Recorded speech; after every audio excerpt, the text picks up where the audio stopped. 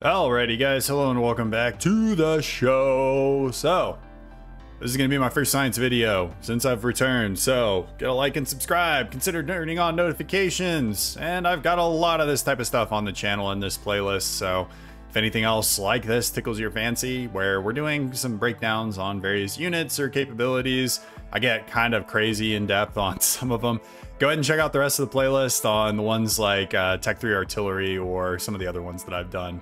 But for today, we're going to look at 5 weird things in Forge Alliance Forever that you might find useful. Others are just weird interactions. I don't know. These are just things that I thought were a little bit obscure that maybe not everybody knows about. So if you're a newer player, hopefully this can help you out. If you're a more experienced player, hopefully this will remind you of some things that I often forget. So the first one, the Stinger is able to transport units.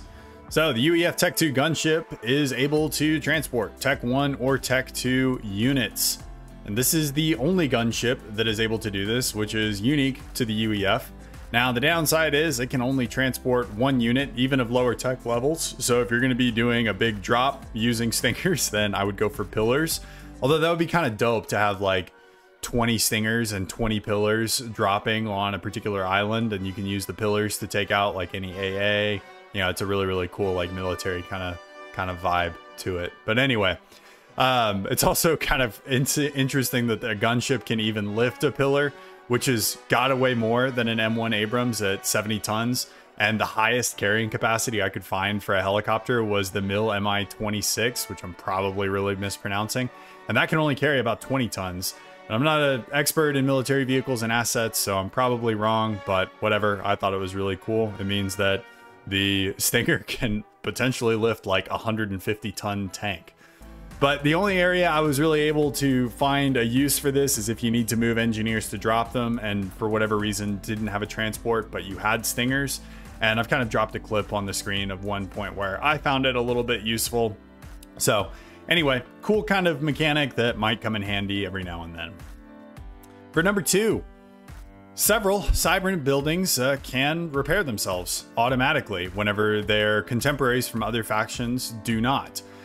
Civilian buildings, and I'm kind of using that term loosely here, can auto-repair if damaged. So things like power generators, factories, mexes can all repair automatically whenever they have been damaged. And I did not see the same functionality from any of the other factions. Now, the rates vary depending on the level of the building, but either way, it can come in handy. Whenever you have an opponent rush you with a couple early bombers to try and level your power grid, you can fight them off, but they send one last desperation bomber. A minute later, the extra HP can be the difference between initial Tech 1 power generators staying up or going down. Same thing is true with factories in a forward base, or perimeter mexes where you're able to stop a raid, but they damage some of the mexes will automatically repair. Little thing, but maybe it can make a difference for you. The third one is kind of a funny one, more so than anything else, but dropping amphibious units into the ocean isn't always safe.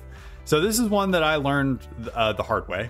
In this game where unfortunately the replay was unavailable, I was doing pretty well actually, and I had locked my ocean out and was building a game ender. One of the most common ways that I die in these scenarios, and this is just from my personal experience, is I always forget where my commander is. Like in the first 10 minutes of the game, I might send my commander out to do like a forward fire base or build like some perimeter mexes, and then I'll just forget about him until 50 minutes into the game whenever he gets strat sniped. So anyway, this game, I wasn't gonna let that happen. And I was gonna put my commander into the ocean with stealth in an area that I had secured. I had like destroyers and cruisers and everything. I had air control as well. So I was like, this is gonna be good. But anyway, unbeknownst to me, if you drop your commander or really any unit into water that is too deep, it dies. So that was probably the dumbest reason I've ever lost the game. And I've lost for a lot of dumb reasons. Yep, we're losing this game. And you know the reason why we lost this game? It's because of these fucking 3 HQs that I accidentally built. Where's my commander? Oh, fuck. How did I die? I don't even know how I died. But dropping my commander into the ocean to try and keep it safe where the water was too deep is definitely the dumbest way that I've ever died. Okay, this one is a little bit more sciencey, but Tech 1 versus Tech 2 point defense, there's always going to be a trade-off. So one of the most common things that I see in casts, and I do it too, is when a commander finishes a Tech 2 upgrade, they immediately build a Tech 2 point defense to deal with the tons of units that are bearing down on them because they prioritized the comm upgrade and they either turned off their factories or their factories weren't able to produce at max capacity because they were prioritizing the commander upgrade. Now, dropping T2 point defense might not always be the best strategy because as you move up through the tech levels with point defense, you always are going to sacrifice damage per second and sometimes firing rate for range. And this is the biggest when looking at the Cyberant, as the Cerberus puts out a little less than 2/3 of the damage of the autogun, but you get to double the range. So trade-off there, you sacrifice damage per second from the autogun to get a lot more range. Now, this isn't quite as big of a deal with the other factions. The UEF does have a decent penalty at only outputting 78% of the damage with a lower fire rate, but you get the added benefit of a little bit of splash damage. The Oblivion is tied for the lowest DPS reduction, but it takes the biggest hit on fire rate. And it does also have the best splash of any of the Tech 2 point defense. So that high alpha strike damage gives you some pretty good splash. So that can help level out the overall DPS reduction. And the Seraphim is probably the most immune with it having little reduction in DPS, but it has a beam that can target multiple units in the same burst. So splash, sort of.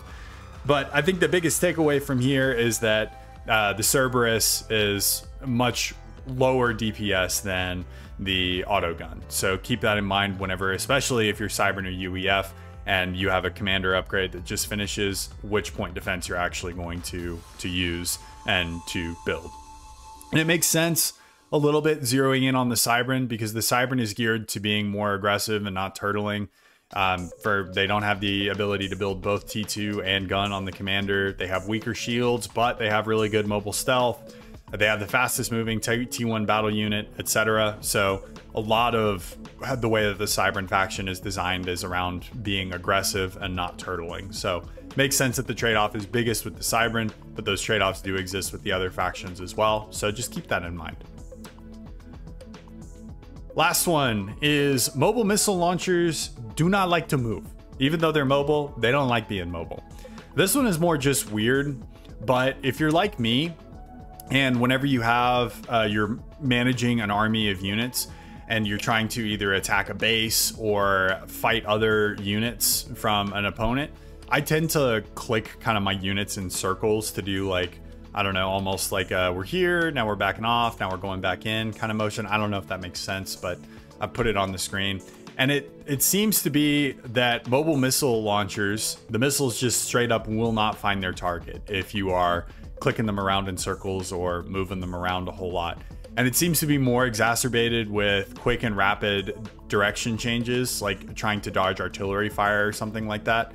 But as you can see in the video here, there are many missiles that just go off to the middle of nowhere and don't actually hit the Galactic Colossus.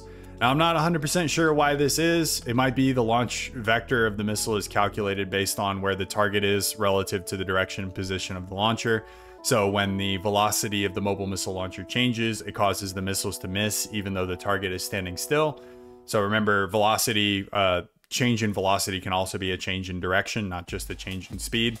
So as that velocity changes and as that vector gets recalculated by the game engine, it causes the mobile missile to actually miss because of the point of origin and the fire vector changing really, really quickly or during launch.